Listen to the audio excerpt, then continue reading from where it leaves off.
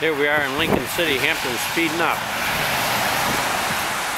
Get some weight back on this boy. Hampton. Come on. He's give you a good picture. Yep, sleeping, taking it easy, huh? Okay. It's about 4:30 in the morning.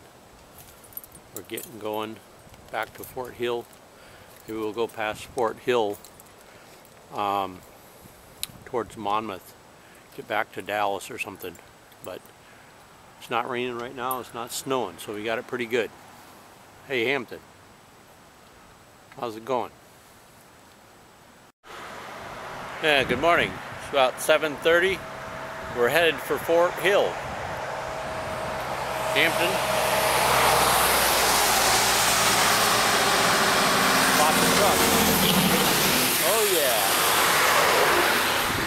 You like those trucks on the highway, huh? Yep. Going down there, blast past us. Oh yeah. So how you doing? We got up what time this morning? About 3 o'clock, and we're like almost to Rose Lodge. When we get to Rose, we'll be 16 miles to Fort Hill. But I think today we're going to be past Fort Hill. I think we're going to head for Butler Hill and the Rick Rill turnoff. I don't know how close we'll get, but we'll get pretty close. Yep. How you doing there, boy? Yeah. You look like you're all in one piece. You've been eating good. Okay, this is the Aka Morning Show. Hampton and yours truly, and we're coming up on Rose Lodge, Oregon, on the way to Fort Hill from Lincoln City. Now Hampton here, Hampton and I, we thought we'd get out early and start looking for the Queen of Thailand this morning, see where she went to. We heard that she's wanted because she took all the Aka land, so we're gonna crawl up on this market really slow and see if we can surprise her. Okay, Hampton. Did you see her go in there? Let's go take a look. Don't make a noise. Come on. Real quick. Shh, shh.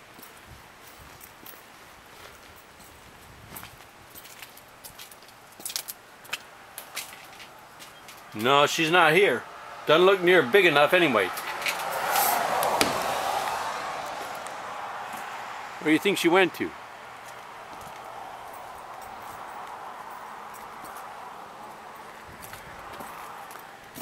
She go back here?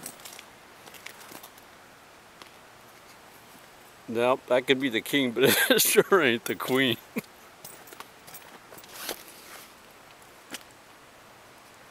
Okay, Hampton. It's really nice down here. Look at this river. Really pretty country.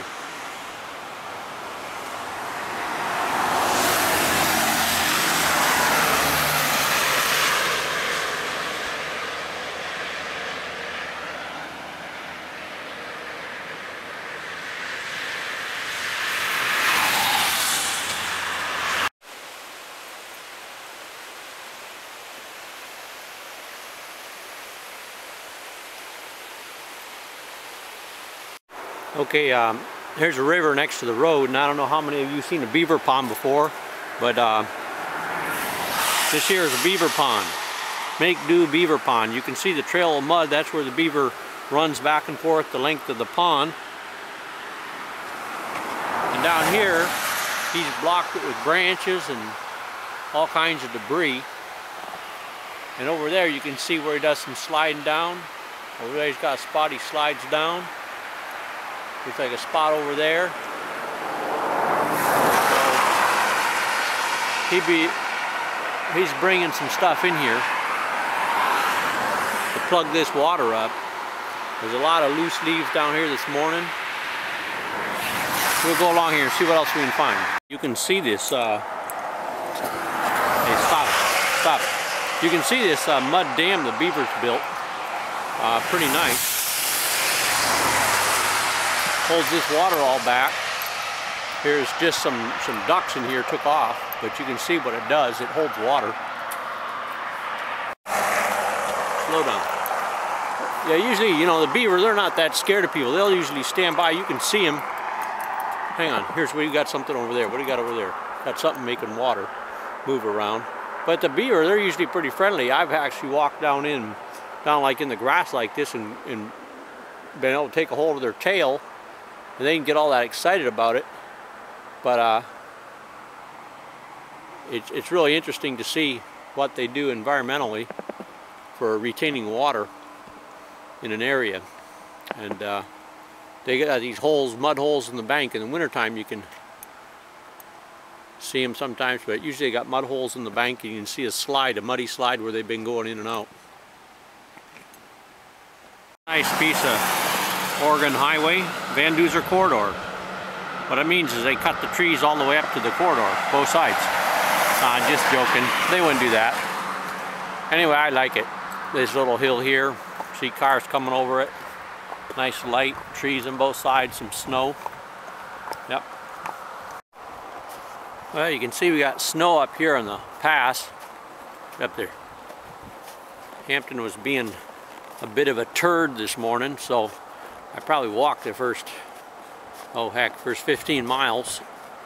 The road is too narrow to have any scrolling around him getting out on the road, so.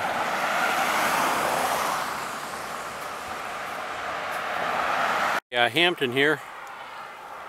He coming up the road there, big wide shoulder, we're walking up real close to the bank, and he was going pretty slow, so I got off him before we got to this embankment. This retainer wall is concrete, and we're going along, and he's pretty quiet, and I'm just thinking, walk along, and he falls asleep. So he starts falling down, and he falls down against this concrete barrier, and it's smooth, it's like slippery. So then when he wakes up, he tries to come back up the concrete barrier like he's trying to climb a hill, but he can't do it. And then he finally wakes up and gets back on his feet, but he almost sat down completely, you know, and he scuffed his leg, the hair off his leg on the other side. When he fell asleep, his good he didn't fall asleep beside a hole or something, he would have fallen into it. You're gonna have to sing to you from now on to keep you awake, huh? I never had a horse fall asleep under me. Some guys talk about it. Here's across some lady named Carol from Faith Walk US at yahoo.com. Mile 6,375. We found it by one of the mile markers back there. Okay, this is dedicated to our pioneers. It's a marker of Lino Hill, the Old Elk Trail, 1837 to 1864, and to John and Julia Boyer, who operated a toll gate here from 1908 till 1920. If you get up close, you can see the toll gate right there.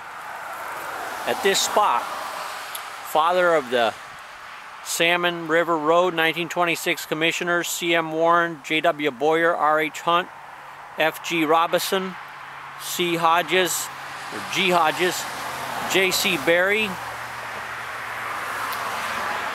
I.L. Withrow, C.P. Nelson, H. Rex Road, H.A. Hostetler, G. Cushing, W.G. Jacobs, erected by the friends and patrons of the Salmon River Road. Pretty cool. Someone running a toll gate that long ago.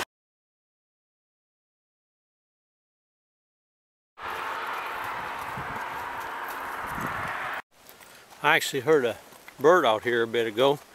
Some chipmunks. And the air, man, it's really fresh. That's what I like about this. Everyday fresh air. Fresh air, and old Miss Hampton here, he just wants to take it easy today. So.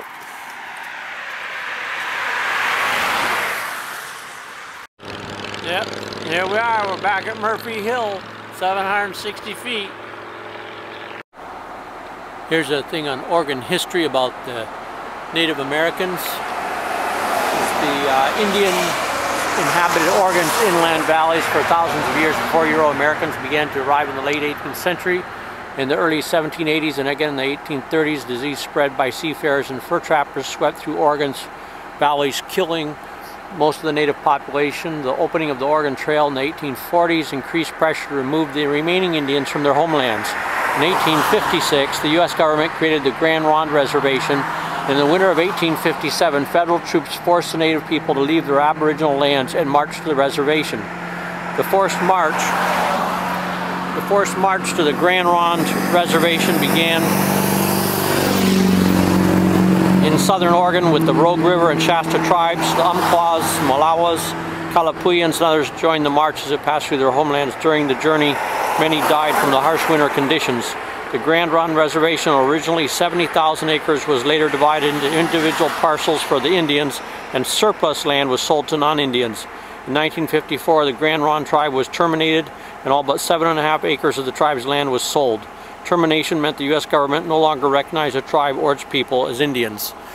Today, the Confederated Tribes of Grand Ronde are striving to preserve the rich heritage of Oregon's native people. In 1983, after a prolonged and dedicated effort by tribal members and their supporters, the U.S. government restored the tribe to federal recognition. In 1988, Congress re-established a 9,811-acre reservation in the mountains north of Grand Ronde. The tribe has since acquired additional land, built a community center, developed education, health care, and other programs for tribal members. The tribe has also embarked upon an ambitious economic development program as part of its plan to achieve self-sufficiency. The Malawa Indian woman, Kate, photo courtesy of Catherine Harrison, circa 1910. The interesting thing that this sign doesn't say, if you've been over to Agency, which is right up the Spirit Mountain store up there, is that anything about the missionaries, because the St. Vincent de Paul, I think it is, missionaries have a big mission over there, and it's like every time you see the Indians run through genocide, there's always a missionary nearby, same as what we see with the Aka. And you see no mention of that here, and it makes you wonder how many people are involved today who are part of the missionary heritage and what they did to these people.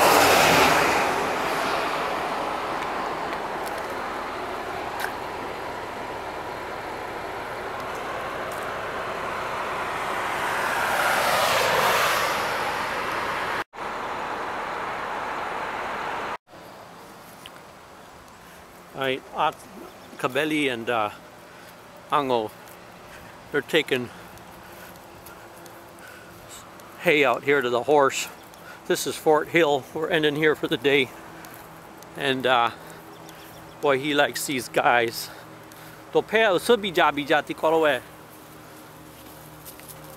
Yeah, there he is.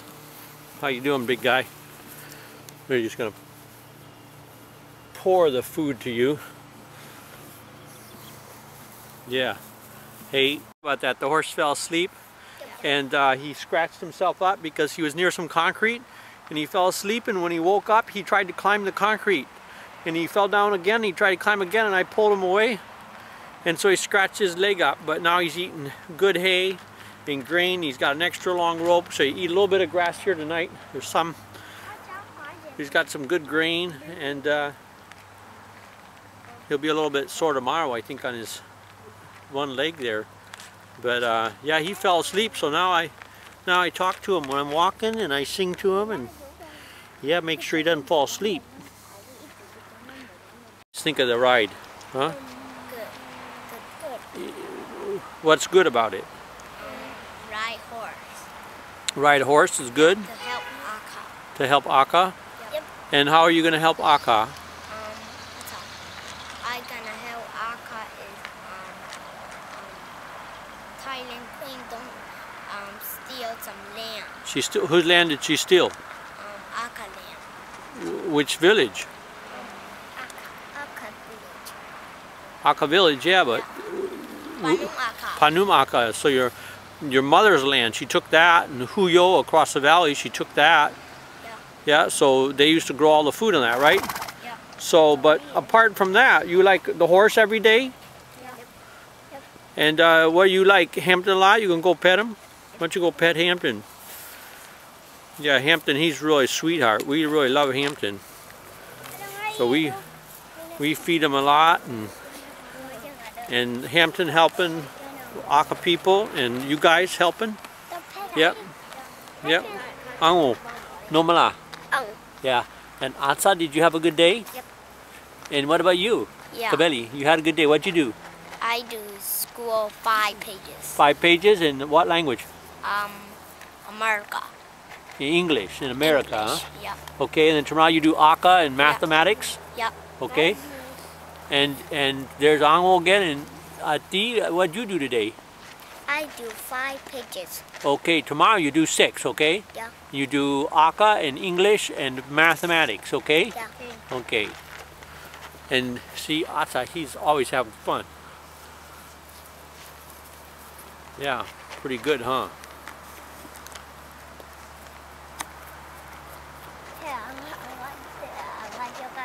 So what are you guys looking for? I'm looking for groundhog. Look at groundhog. I think maybe, I think that's a gopher maybe. A little bit smaller than a groundhog. Groundhog's big around. What's like that that. in there? That's probably a gopher. Like a, or maybe Snake. a moles. Maybe a little mouse. No, snakes sometimes live in those holes later on, but right now, see how small this one is? I think they're sort of like field mice too. This one is big hole. Maybe mice. Yeah, but underneath, see, it's just coming in and out. It's a little hey, guy. Mice. Yep, mice. Okay, but be nice to him. Don't step on him, all right? Yep. Hey, step up and he bites. Hey. No, he hurt. If you step on him, he hurt. He can walk, and I didn't see it. You will step it. Yeah, but so you be careful, okay? Because they live out here and you're just visiting. Yeah. Okay? So here we are back in Fort Hill tonight. 26 miles from Lincoln City. Walked most of the way on that. Hampton just, the cold and everything, just really didn't want to cooperate a whole lot, and I don't really mind at all. Just I ride some, get off, walk. I probably walked 20 miles today. Probably more than that. Yeah, Hampton. We really like you, Hampton. You're a really beautiful horse. Too bad Cookie didn't work out, but I think it's better to have just one horse, and we don't got enough people to ride. The other volunteers didn't show up, so we don't have Cookie. That's okay. We just have all that much more time with Hampton. Yeah, it's good to see all the kids running and playing. They really enjoy things. They enjoy just about everything. Always having fun. They're sweet kids.